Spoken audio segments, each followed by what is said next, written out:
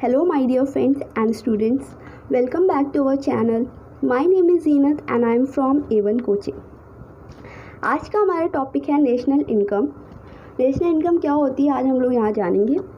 तो national income को हम लोग हिंदी में कहते हैं राष्ट्रीय आय। तो चलिए हम लोग इसकी डेफिनेशन से समझते हैं कि नेशनल इनकम क्या होती है।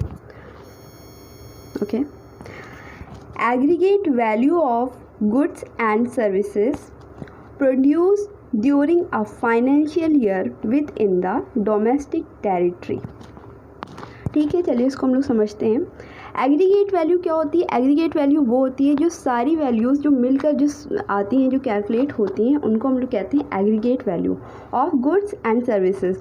गुड्स हमारे क्या होते हैं? गुड्स वो होते हैं जो रॉ मटेरियल होते हैं, जो हम लोग प्रोडक्ट जो मैन्युफैक्चर किए जाते हैं, जैसे कि मोबाइल फ़ोन हो गया, टीवी हो गया, लैपटॉप हो गया, और पेन पेंसिल, कोई भी खाने के सामान, आटा, गेहूँ, चावल, जो भी प्रोडक्ट मैन्युफैक्चर हो रहा है, जो हम लोग गुड्स, उसको हम लोग गुड्स कहते हैं। एंड सर्विसेज क्या होती है? सर्विसेज हम लोग सेवाएं को कहते हैं। सेवा जो होती हैं, जैसे कि मान लीजिए हम लोग किसी बस में ट्रैवल कर रहे हैं, तो बस वाला हम लोगों को उसके बदले कोई सामान नहीं देगा।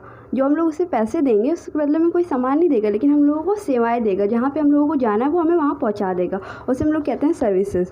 तो जो भी गुड्स एंड सर्विसेज एक फाइनेंशियल ईयर में प्रोड्यूस की जा रही होती हैं with in the domestic territory, मतलब कि अपनी घरेलू सीमा के अंतर्गत।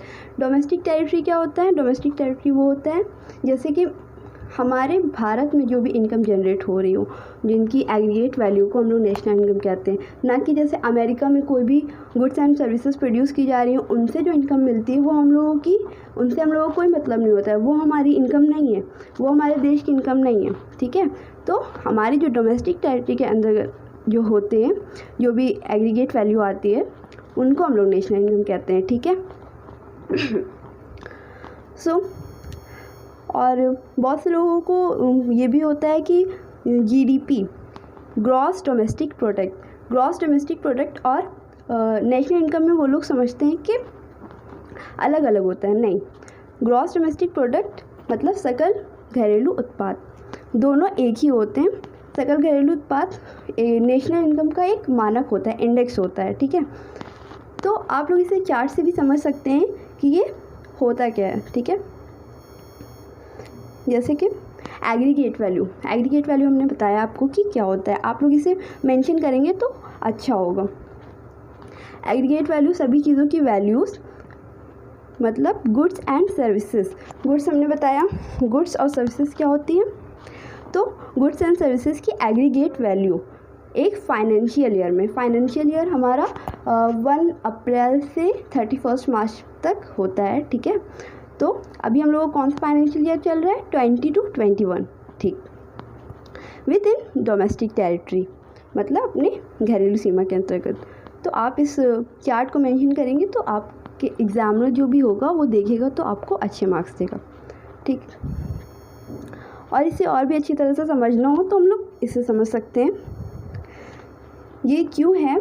मान लीजिए ये हमारे गुड्स एंड सर्विसेज है। गुड्स वो जो हम लोग यूज़ करते हैं, सामान, mobile phone, TV, fan, cooler, ये सारी चीज़ें। और सर्विसेज हमने जैसे कि बताया था आपको, जो सेवाएं होती हैं, गुड्स एंड सर्विसेज।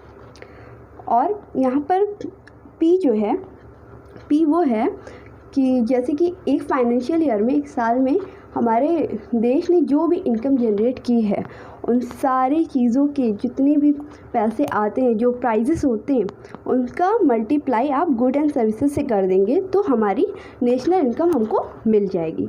ठीक है, आई होप कि आप लोगों को ये समझ में आया होगा। अगर कोई भी प्रॉब्लम हो तो आप लोग मुझसे कमेंट बॉक्स में पूछ सकते हैं। ठीक है,